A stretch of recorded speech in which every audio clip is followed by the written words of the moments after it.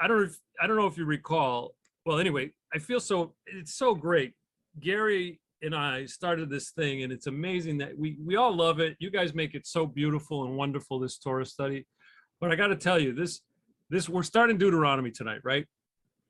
And a couple of weeks back, I remember I was talking about King Josiah and how he started a new kind of a going back to the roots of Judaism with this book that his guards found in the temple, because everyone was worshiping idols and things like this. And Dr. Mike thought I was talking about King Hezekiah. However, King Hezekiah was like maybe 60 to 70 years before King Josiah. Anyway, and they talk about it in our Torah commentary for this week, and I want to show it to you because it's really special. What it is I just want to show you this. This is incredible, because how this happened was King Hezekiah had an early copy of the book of Deuteronomy. They don't know exactly what it looked like or how it was, but he started up the whole practice of following God again and everything like that. And then that kind of got pushed by the wayside, and everyone started worshiping idols again. And then King Josiah comes in. So I'm going to just highlight because it's a lot of commentary here, but that's Hezekiah, okay? And he was in around 700 before the 701. Yep, before the Common Era. And then King Josiah comes in about 60 years later. The result was King Josiah, and that was about 640 or so. And this was a time period when nobody was following Torah, but what Josiah said was he wanted his guards to clean out the temple, and they found all this money and all these other things, and then they found this book, and everyone in our Torah commentary, they believe it was Deuteronomy. So the discovery of Deuteronomy, and then Josiah, what he did, and the reason why they think it's Deuteronomy was because Josiah established the Passover to be held in Jerusalem, which I guess is spelled out in Deuteronomy and not in the other books. So here's the punchline of the whole thing, if I'm not confusing you too much. Because they pulled out the book and were like, oh, we got to follow this book. And Josiah just, he got rid of all the false gods and everything. But here it is. They still don't know exactly King ascended the throne of Jerusalem. Then look at this right down here. They're talking about this may have belonged to an underground movement during the reigns of Manasseh and Amon. I love that. I was like, underground in quotes. Baby. In quotes, underground in quotes. This is all talking about Hezekiah and Hosea, and I feel like we're part of the tradition, as it were. We are. Yeah, absolutely. I believe it. It's so fun. That's interesting, though. Isn't it? It's just... Yeah. And the fact that by then they were having it, obviously it's a book, not word of mouth kind of thing any longer. Right. Who would like to start reading tonight? You know what? I'd like to start, because in case I get interrupted and have to leave, I'd like to do, if it's okay. Oh, sure. Sure. 1-1. Okay. So I'll start at, these are the words. Yes. These are the words that Moses addressed to all Israel on the other side of the Jordan, through the wilderness in the Arabah near Suf, between Paran and Tophel, Laban, Azaroth, and Zahar. It is 11 days from Horeb to Kadesh Barnea by the Mount Seir route. It was in the 40th year, on the first day of the 11th month, that Moses addressed the Israelites in accordance with the instructions that the Eternal had given him for them. After he had defeated Sihon, king of the Amorites, who dwelt in Heshbon, and King Og of Bashan, who dwelt at Ashtoreth and Edrei. All right, I just want to point out one thing, and Monique is coming in tonight too, which is great. It's wonderful. I wanted to point out one thing, because it's going to be slightly different when we see the video tonight. The video kind of focuses on all these places right here, okay? And I just want to point out Kadesh Barnea by the Mount Seir route. If you come down here, they're talking about 11 days from Horeb to Kadesh Barnea. So it's Mount Horeb is actually Mount Sinai. So I just wanted to point that out, that they're talking about Horeb. It kind of gets buried in all the different places. But let us continue, because I just wanted to, that's kind of a key element. Yeah, It's a little- but you know, I don't want to confuse you, Mike, but there's many different interpretations where Mount Sinai and where Mount Horeb is. And I'm not going to get into this right now, but there's nothing that's definitive. So I just want you to know that. I'm with you. I'm absolutely with you. Okay, here we go. Cynthia, take it away. And welcome, Monique. Hey, Monique. Oh, Hey, Monique. Hi, Monique. hi, everybody. Hey, Monique. Hello. Hi.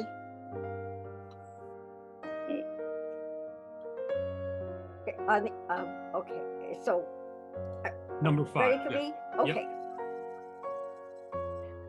On the other side of the Jordan, in the land of Moab, Moses undertook to expound this teaching. He said, "The Eternal our God spoke to us at Horeb, saying, 'You have stayed long enough at this mountain.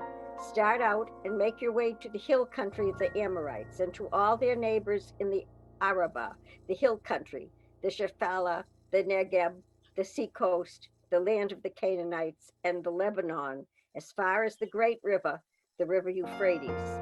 See, I place the land at your disposal. Go, take possession of the land that the Eternal swore to your fathers, Abraham, Isaac, and Jacob, to assign to them and to their heirs after them.' Thereupon I said to you, I cannot bear the burden of you by myself. The Eternal your God has multiplied you until you are today as numerous as the stars in the sky. May the Eternal, the God of your ancestors, increase your numbers 1,000-fold and bless you as promised. How can I bear unaided the trouble of you and the burden and the bickering? Pick from each of your tribes representatives who are wise, discerning, and experienced, and I will appoint them as your heads." You answered me and said, "What you propose to do is good." So I took your tribal leaders, wise and experienced representatives, and appointed them heads over you, chiefs of thousands, chiefs of hundreds, chiefs of 50s, and chiefs of 10, and officials for your tribes. I charged your magistrates at that time as follows: hear out your fellow Israelites and decide justly between anyone and a fellow Israelite or a stranger. You shall not be partial in judgment. Hear out low and high alike. Fear no one, for judgment is God's. And any matter that is too difficult for you, you shall bring to me, and I will hear it. Thus I instructed you at that time about the various things that you should do.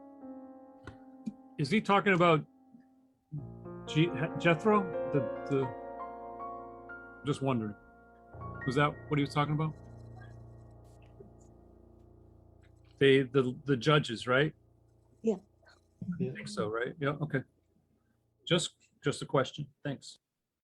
That Jethro told him to delegate. Yeah. Okay. Yeah. Thanks. Should I continue? Yes, Cynthia, please. We set out from Horeb and traveled the great and terrible wilderness that you saw along the road to the hill country of the Amorites, as the Eternal our God has commanded us.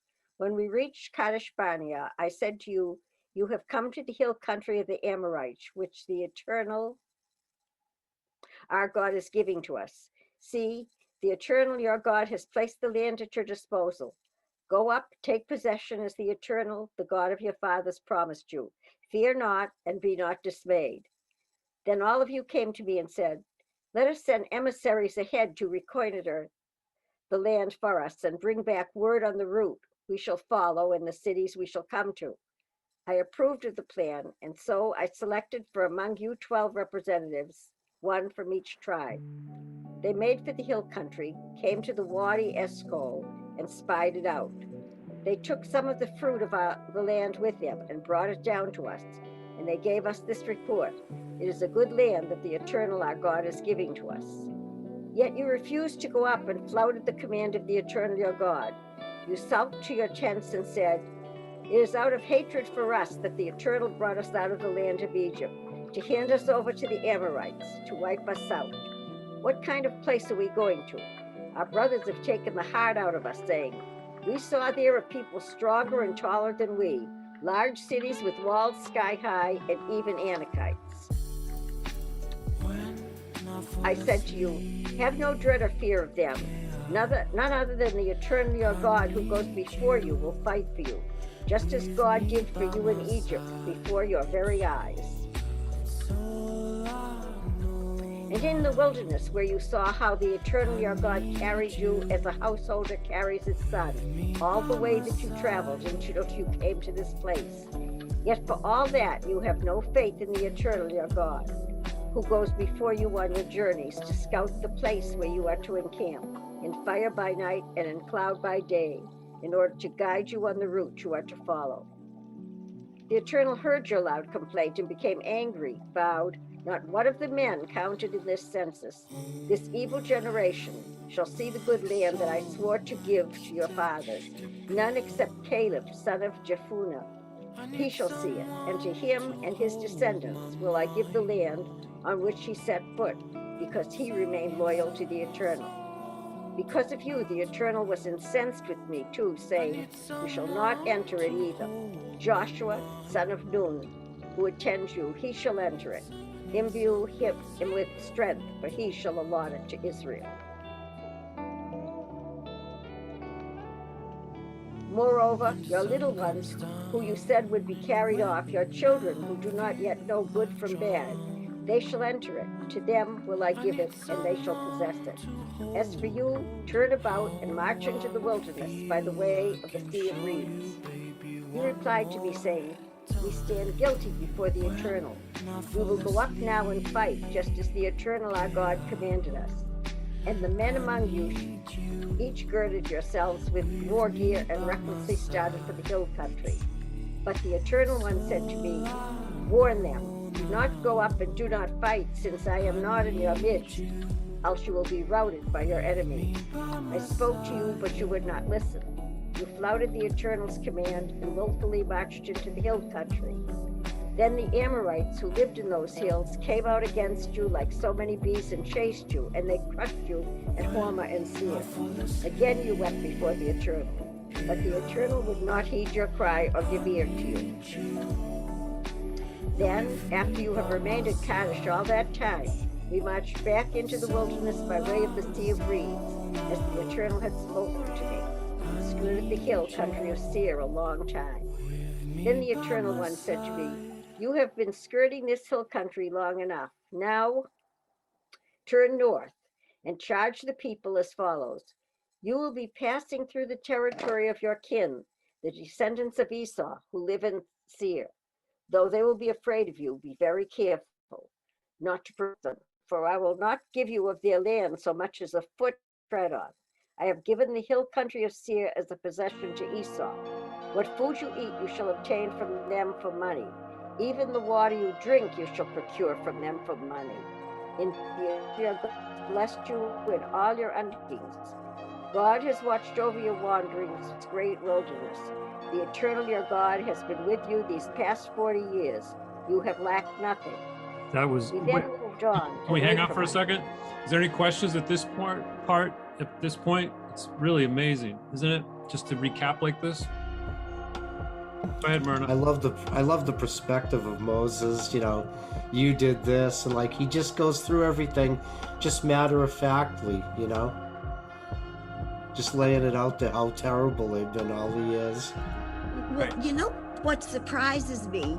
That after God, declared that he was angry and told them what they should do and shouldn't do. So suddenly they said, okay, now we're gonna go on our own. And God said, don't do that. And they haven't learned. They haven't learned yet. And this is what's so troubling. When are they gonna learn? Well, Right. because first of all, you're in a different state than they were at that time. They were still very primitive, and they were just, they don't know what you know of your wisdom over these centuries. So you have to understand that they're still thinking like oh my gosh, all of a sudden we're in a bad situation again. They don't see what was given to them. You understand? But you're it's very forgetting tough. the fact that God has promised them. I mean, Yeah, but if they're just followed not they in wouldn't the get into state trouble. that you Okay. you have worked very hard to learn where you are with God now. They were just learning about this. Right. And this is good Shame discussion, but break you. let's try to not talk over each other so much. Oh, I'm sorry. Yeah, that's okay. But these are good points. I mean, this is really good points because it is sometimes hard to read this and it sounds like God doesn't give a second chance here, but then there's always a reason, right? There's always there's always a reason that, Well, he God actually, gives us something, then we say no to it, and then the leader Moses says, "Why did you say no?" And then it's like, "Oh, okay, we're gonna do it. We're gonna do it." No, well, it's too late. It's. I mean, these are all great lessons for us. I think. they are like children. When a mother or father says, "Don't do this," they still say, "Ha ha, I'm going to do it anyway." Right. And they are so much like that. And you'd think that by now it had penetrated that without God's help, they wouldn't be there. And they seem to forget. I think what you just said is so great because it sums up the whole thing. God never abandons them. He always is with them. I mean, yeah, there's things that come along and it doesn't look very nice, but God is always with them. So, God doesn't abandon anybody. People abandon God. Well, that's where I'm coming from. Is that I still understand why they did what they did. I'm not saying it's right or wrong or anything. I'm just saying I can understand why they didn't follow him when he should have followed God. And then they said, okay, now we're ready, and it's too late. I can understand that because that's human beings. I don't think that's so difficult to understand. That's where I'm coming from. That's all. What bothers me though is God gave them a second chance. He told them to come back. They said, "We're going to go now anyway." And they haven't gotten it into their cups that if you obey God, you're fine. He's going to be with you. If you don't, you're on your own, guys. How And I many don't times have we understand why had they seen don't people in this day and understand age that give them chances and they still do things? I just think it's human nature. That's all I'm Of saying. course, the other thing we don't know is that this may be God's plan to get rid of a lot of these people who would not do well in the new country. And little by little, he has an excuse to get rid of them. One way of looking at it. Yeah, it's all interpretable. There's for every time we read it, there's another interpretation that comes up, and because it lends itself to that. We don't, we don't have clear insight into what really went on. Although if you, as a parent, you know how you talk to your kid, and if your kid goes and does what he or she wants to do on his own, it gets you pretty darn ticked. And this is the way God reacted. That's right. I love the analogy because that's how I look at all of Torah. It's a parent with children. I think that's exact. And it's a beautiful thing. It's a beautiful thing. The children of Israel, it's a beautiful Exactly. Monique, how about I called on you last week, but I think you dropped out before I could call on you. Do you mind picking up at number 8? Sure. Thank you. We then moved on away from our kin, the descendants of Esau who live in Seir, away from the road of the Arabah, away from Elat and Ezine Geber, and we marched on in the direction of the wilderness of Moab. And the Eternal One said to me, "Do not harass the Moabites or provoke them to war, for I will not give you any of their land as a possession. I have assigned Ar as a possession to the descendants of Lot." It was formerly inhabited by the Emin, a people great and numerous and as tall as the Anakites. Like the Anakites, they are counted as Rephim, but the Moabites call them Emin.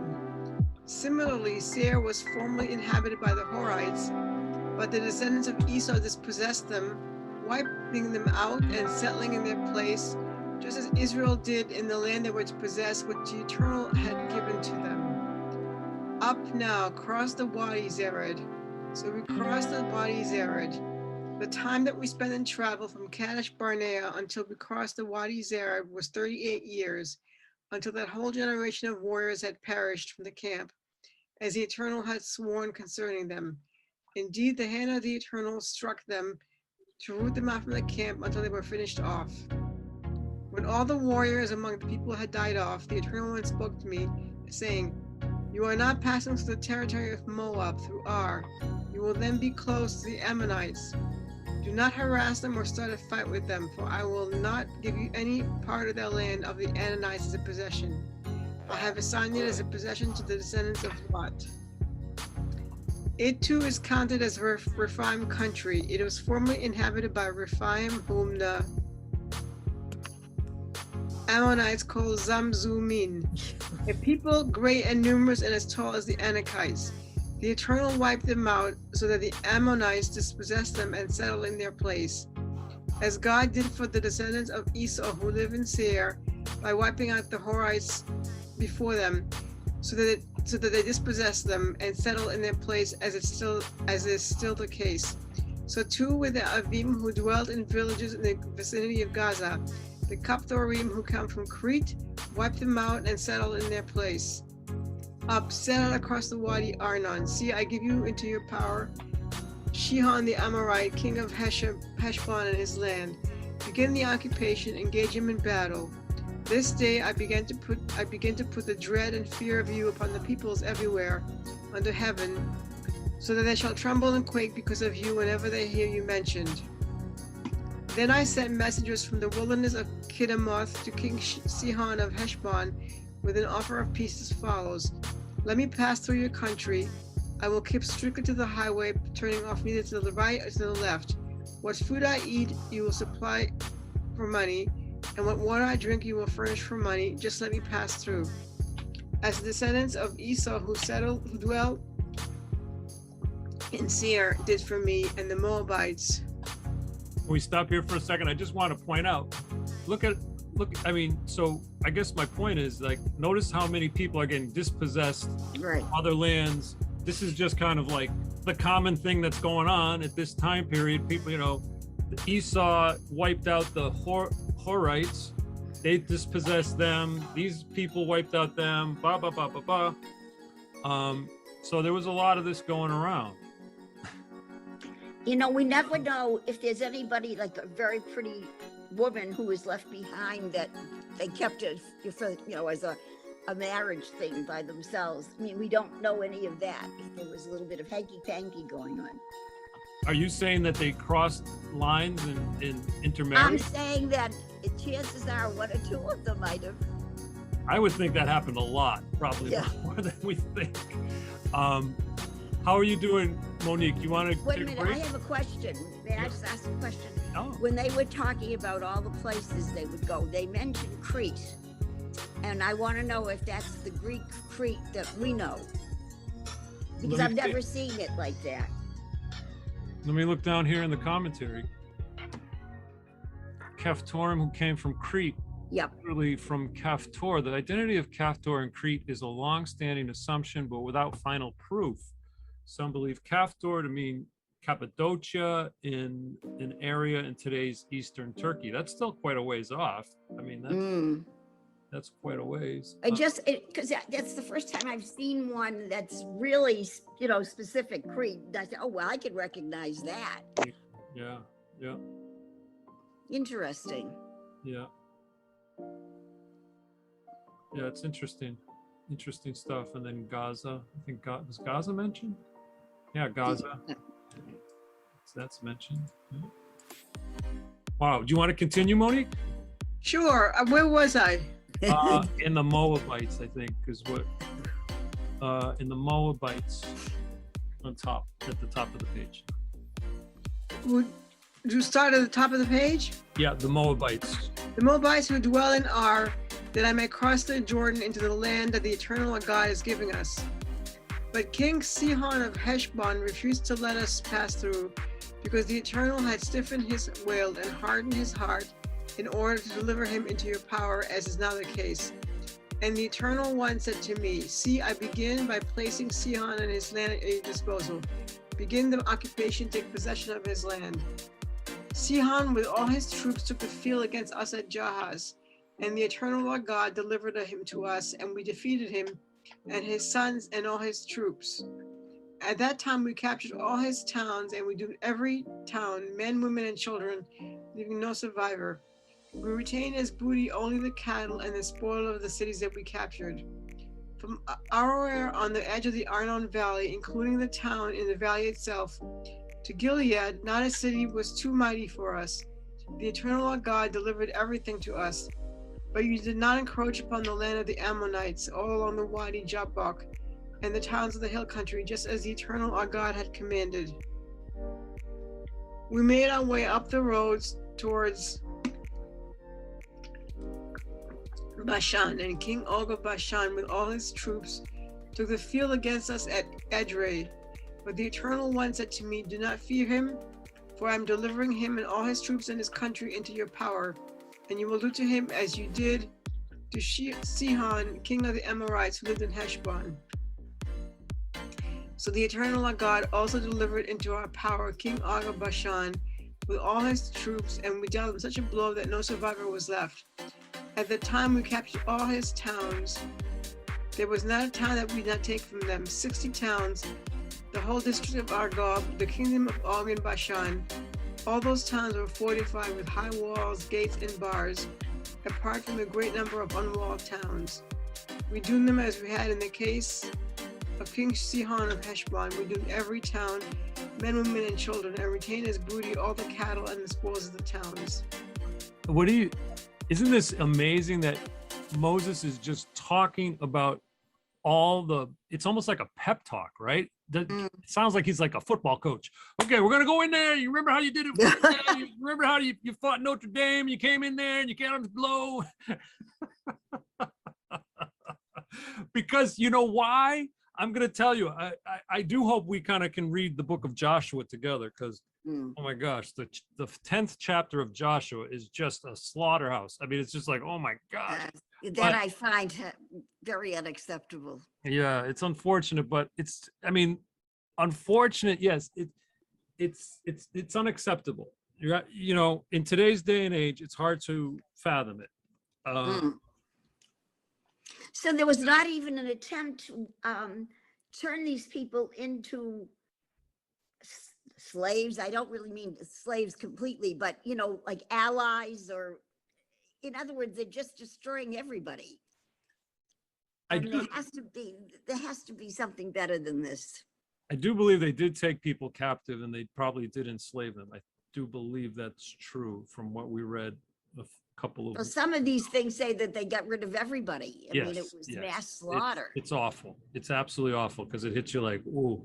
Because I do remember the first time I read the Bible and all the killing, and I was like, oh my gosh, I didn't realize it was this bad. But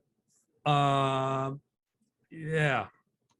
So, I mean, it's history, right? I mean, I always look at it two things. It's like there's good parts and there's really not so good parts, right? We try to balance. We try to see the best, or try to. There's parts of it that hopefully we learn from all these. You know, I think I just gave myself an answer.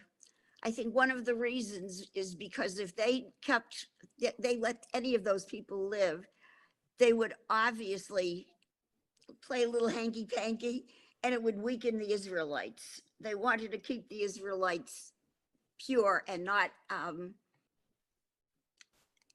have anything to do with anybody else that might change their ideas. Right. So unfortunately, I can see why they did it. Right, because that's kind of the message of Pincus from a couple of weeks ago, right? Gary was like, they came, the men and the women were the Moabites. I forget who it was exactly, but yeah, the Midianites, wasn't it? Yeah, I don't think it was the Moabites, because I think no, it was the Midianites. But right, and that became, it was King Balak. You know, I have a different interpretation. I don't believe they killed all the people. I really don't. I think that as a Reformed Jew, this was written by man, inspired by God, and not vice versa. And what they wanted to show is the power of God and the power of God saying, go in and do this. And they did it, and they killed all these people. They may have not killed any of them, but they needed to document the fact that people around the world are going to be reading this and, hey, stay away from Canaan now. If not, you're gonna get whacked. So as a Reformed Jew, and I call myself a secular Jew who does believe that this was written by maybe Moses and maybe a few others, and inspired by God. I don't think they killed that many people. I just think they had a show they did. That's an interesting interpretation. That's interesting. I love it. Makes me feel better about them anyway.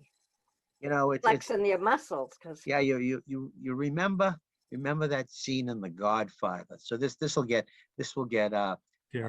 Gary going, where maybe it's The Godfather 2, when one of the guys was going to testify against his family. And what did they do? All they did is they got the guy from Sicily, brought him in for one day, walked him in the back of the court, and all of a sudden the guy wouldn't say a word. Oh, what do you think? I'm just fooling around. What do you think? That's real?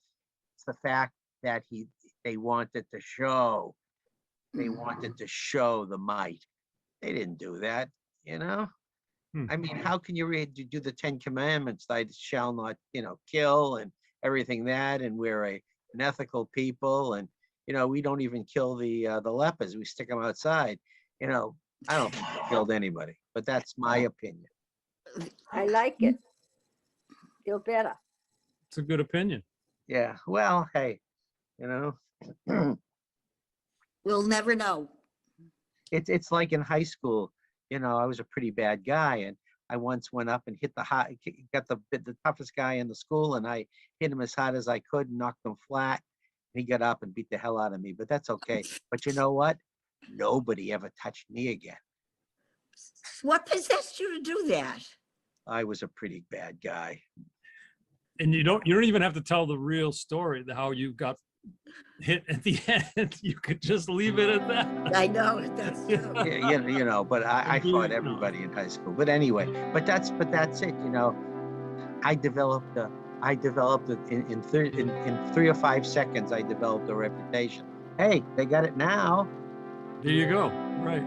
So- And then they even heard that, and brings back to Torah, when Moses is saying that people started talking about you all around town.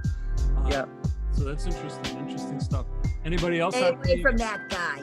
Stay away from those people. Stay away from that guy. That guy's Stay away from those people. They'll kill everyone. They won't even save the women for sex. They're gonna wipe out everybody. It's Aren't we forgetting one thing, though? That these people inhabited the land that God was giving to the Israelites. So if they weren't off of that land, killed or whatever, they wouldn't have had the land for the Israelites. well, the bottom line is those people were trespassing from the beginning. God said, this is your land, and they looked at them as trespassers. But I don't know. I just don't think. These guys walking around the desert for 40 years, they're starving, they're throwing the lepers out, they have all kinds of these laws. You think they got time to kill all these people? Forget it. They go in, they kill a few people, the others take off, and they say, hey, look. You know what? You made my day. I feel a lot better about my ancestors now. Yeah, you think I'm a crazy guy, but you feel good about your ancestors. I don't know, though, Ed. It sounds like that you have a reincarnation that you were there before. I'm just happy that Cynthia feels good about things tonight. That's all I care about. She's I have a 87. story about me in Jerusalem about that. That we got lost in Jerusalem once, really lost. This was 25, 30, this was 40 years ago. I got really lost in Jerusalem, and it was really much more primitive than it is now, when it's really built up. And I said to Elaine, don't worry, I know you're lost. I know exactly where I'm going. And she took a rights and left, and this tunnel and that tunnel. We came out exactly where. And Elaine said, I said, what's the matter? She said, this is really scary. It's like, you think you knew you've been here before, and it didn't hit me until, I knew exactly where I was going. You followed the stars. Yeah, he believes in reincarnation. That's all. He was there. I believe it. I believe it. Yeah. Who would like to That's- pick up at number 8? Thank you, Dr. Ed. Thank you. Who would like to pick up at number 8? Ruth? Okay.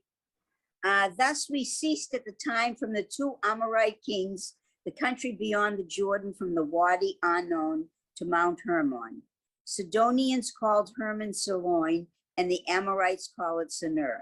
All the towns of the tableland and the whole of Gilead and Bashan, as far as Salcah and Edra, the towns of Og's kingdom in Bashan. Only King Og of Bashan was left of the remaining Raphaim. His bedstead, an iron bedstead, is now in Rabbah of the Ammonites. It is 9 cubits long and 4 cubits wide by the standard cubit. And this is the land which we apportioned at that time. The part from Aror along the Wadi Anon, with part of the hill country of Gilead and its towns, I assigned to the Reubenites and the Gadites, the rest of Gilead and all of Bashan under Og's rule. The whole Agog district, all that part of Bashan, which is called Rephaim country, I assigned to the half tribe of Manasseh.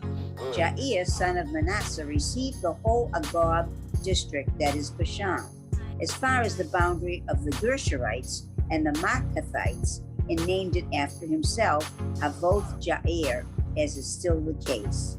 To Machir I assigned Gilead, and to the Reubenites and the Gadites I assigned the part from Gilead down to the Wadi Anon, the middle of the wadi, being the boundary, and up to the Wadi Jabbok, the boundary of the Ammonites.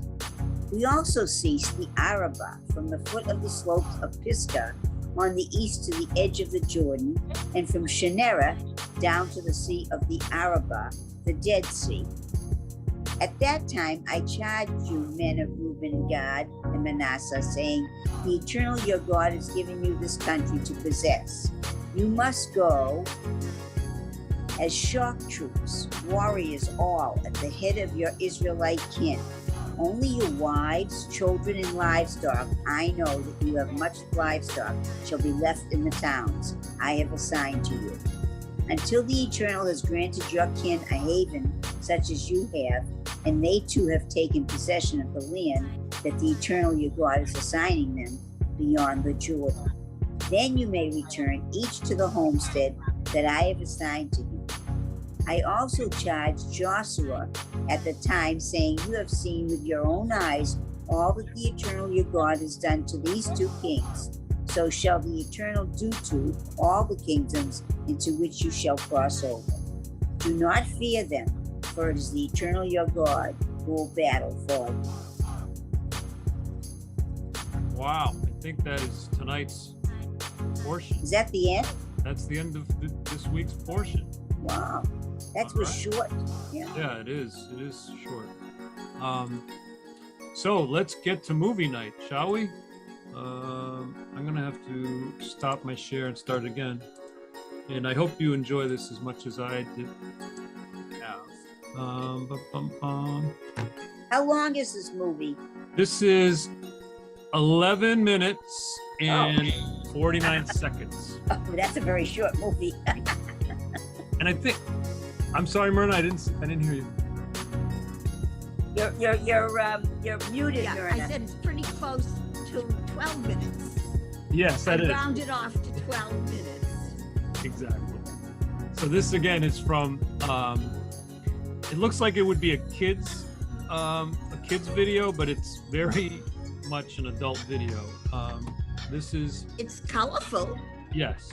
And I they- like it. It's pretty. Yeah, cute, I want to colorful. point out, he says, I love chiasms, which is, it's kind of like word, he does this with all of the Torah. He finds places where the Hebrew words are kind of a mirror image of other Hebrew words from different areas. It's really amazing. So I hope you enjoy it as much as I did. I'm going to just sit back and let it play. This is Rabbi David Foreman, and you are watching Aleph Beta. Why can't Moses enter the land? We'll come back and explore that when we return next week. Stay tuned for another exciting episode of Torah Underground. So it's kind of fascinating how Rabbi Foreman does this. I'm always fascinated by it. But anyway, the next one is, I think it's, well, next week is a little longer, but if we come back next week, there's a good preamble in here, so we don't forget anything that he talks about. So, You know, I have an idea.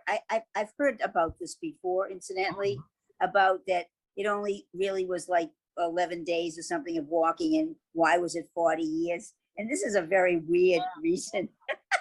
But I actually believe that Moses made a mistake in his directions, and that's what he felt guilty about. That it didn't have to take 40 years.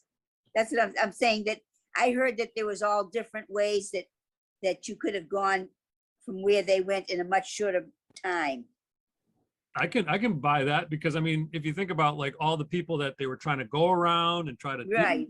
with, I mean, it's like, you know, it feels like a long journey, but there's so many people in the way. It's like, okay, Yeah. don't. And I just think he lost direction or something. I know that sounds silly, but No, people have said that, just like a man. he did yeah, not I've heard that direction. before. you know? But I think that there's more to this than meets the eye. I think that the real reason was he had to get that slave mentality out of the people Right, that right, he was yeah. leading.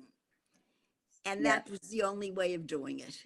Yeah, I So- think someone like Shalom would have said that, right? I could hear Shalom saying that. Yeah, I could. Yeah. Right. Look, So I don't understand why he doesn't understand the length of time, and what the reasoning was for.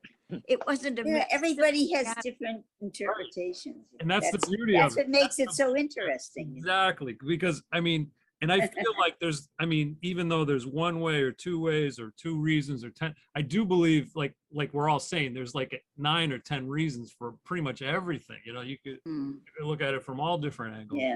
It makes it fun. It makes it absolutely amazing. Michael, you must have already learned by now that if you get 2 Jews, you get 3 temples. And that's what happened in Swampscott, literally. Oh, yeah. I often thought about the people that weren't Israelites during this time. I can understand why there could have been a lot of war and battle. I would have been envy if I was not an Israelite, okay? And I was one of these tribes, the Amorites, I would be upset. Why do these people get all this attention? And why are they getting all this attention from God? I would have been upset, so I can understand all this conflict and battle and stuff.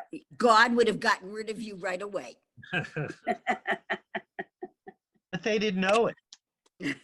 Yeah, I just think it's interesting how, it all comes back to me with being a human being. There's so much about being a human being and following Torah all the time. It comes out all the time.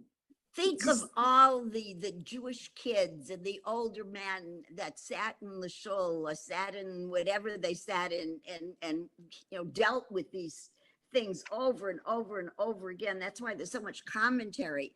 So we're never going to do that in a brief thing. I mean, it's amazing how there's so much that the people could argue it and change it, and just over a little thing. And never would get to the end.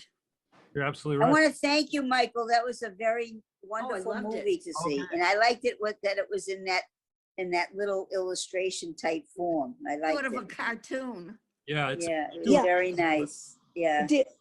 Could somebody explain to me what the point is of the judges and the spies?